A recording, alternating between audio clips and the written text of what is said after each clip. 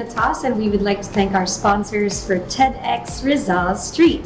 Thank you to Botox News Online, My Cafe, My's Hotel and Resort, Folieros Botox Builders and Design, Botox Trading, and Construction and Supply. And we'd also like to invite you all to follow our journey online. You can follow my page at Antoinatos and our nonprofit page at Planet Cora on all social media platforms. And of course, you can always visit our website, www.wearecora.org. Hi, this is Dr. Kiliman Guru. Thank you so much to our sponsors, Botox News Online, Mice Cafe, Mice Resorts and Hotels, Fulieros Botox Builders and Design, and Botox Construction and Trading and Supply. Thank you so much for supporting our TEDx event. You can follow me on Facebook, Instagram, and TikTok. Ang pangalan ko is Dr. Kiliman Guru. Yun yung pangalan ko all throughout the platform, so you can learn more about health. Sunny day problems? Albaitiki Curtains and Window Blinds Installation Services. Block sunlight with minimalist design that will add beauty to your home. Let's make your place tiki-rific. Contact us now.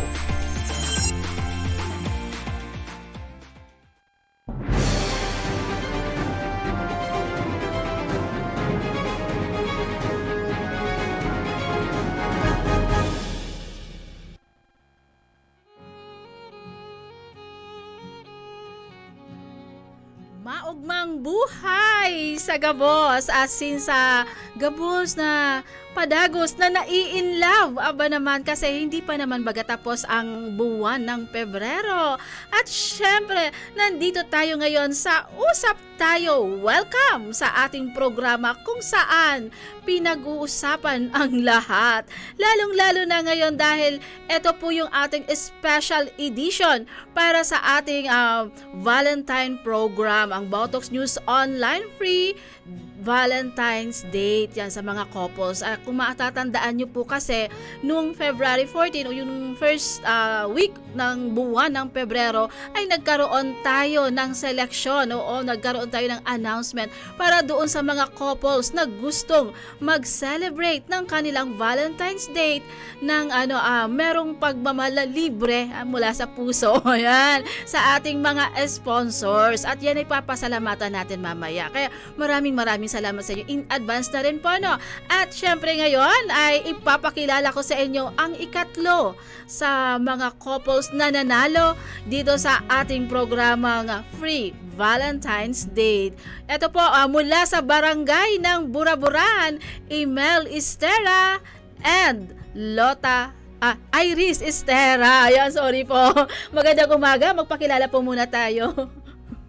Hello po. Good morning. Ay, good afternoon. Okay lang. Oo. Ako pala si Iris Estera, taga Barangay Buraburan po. Kayo, sir. Maray na hapon po. Ako po si Emel Estera, taga Barangay Buraburan. Kumusta po, Barangay Buraburan? Ayan. Oo. Yan, Barangay Buraburan talaga, no? Ito naman po, curious lang po ako. Ano ba yung nung nanalo, kayo na yung in-announce na nanalo dito sa ating promo, sa ating Valentine, Free Valentine's Date? Oo. Ano po ba yung ating naramdaman? Masaya po na napili po kami. Isa po sa napili. Ini-expect nyo ba na kayo ang pipiliin? Hindi naman po. Okay, ma'am, ano ba yung pakiramdam? Kayo, sir, anong pakiramdam? Maugmahon ako kay maranasan tamanan mag-date. Sabi nga nila, bakit nga kayo ang pinili? Sabi ng ating mga viewers, bakit daw isa kayo sa napili? Bakit daw deserve nyo na mapili? Siguro, nagandahan sa kwento ng love life namin sa umpisa hanggang ngayon. Okay. At dahil dyan, Sir Emil, baka pwede namang ikwento nyo sa amin ang inyong love life. Paano ba nagsimula ang lahat? Nagkakilala kami sa Manila 2006.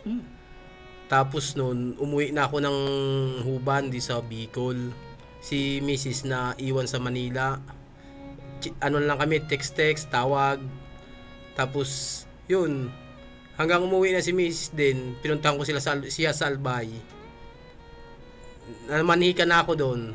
August August. 2009. Namanhikan. Opo. Namanhikan ako 2009 August. Tapos noon, nagdesisyon kami na pati ang pamilya ko na magpakasal kaming December 2009. December 19 Sa sa Simbahan. Albay, sa Albay. Sa simbahan. okay po. Tapos po, ngayon po, ilan na po yung naging anak nyo? 2 po. Lahat sila nag-aaral? Opo.